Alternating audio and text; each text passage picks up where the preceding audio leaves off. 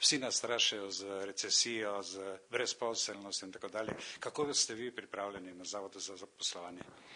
Dejansko smo se pripravili prvič z mobilnimi ekipami, ki pač ne bi pomagali v teh situacijah, ki pač prihajajo v podjetjih. To pomeni, da takrat, ko bi bila napoved večjega števila odpuščanja delavcev v posameznih podjetjih, da se povežemo s delodajalcem, da stopimo z njim v stik in poiščemo kakšne možnosti še drugačne, zato da se lahko ljudje, ki so v času odpuščanja, tudi prezaposlijo, kajti namreč opažamo vse v tem mesecu januarju, da je kar nekaj več potreb tudi za gradbene delavce, predvsem v gradbeni stroki, kar pomeni, da recesija še vseeno ni tako hudo udarila na tisto področje, kjer je bilo napovedano.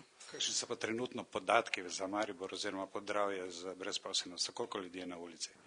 Na ulici je trenutno 10.762 delavcev, to je zadnji podatek iz meseca decembra, kar je pa na nek način vseeno manj, kot je pa bilo v enakem obdobju lani, se pravi v mesecu decembru 2007.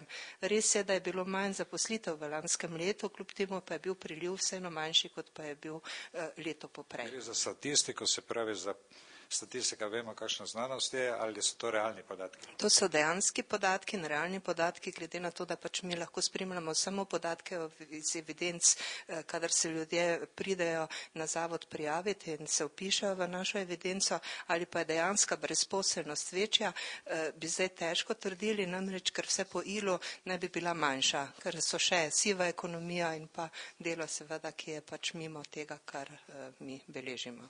Pa zasebne organizacije, ki se ukvarjajo s posredovanjem dela, so konkurenčne že ali niso?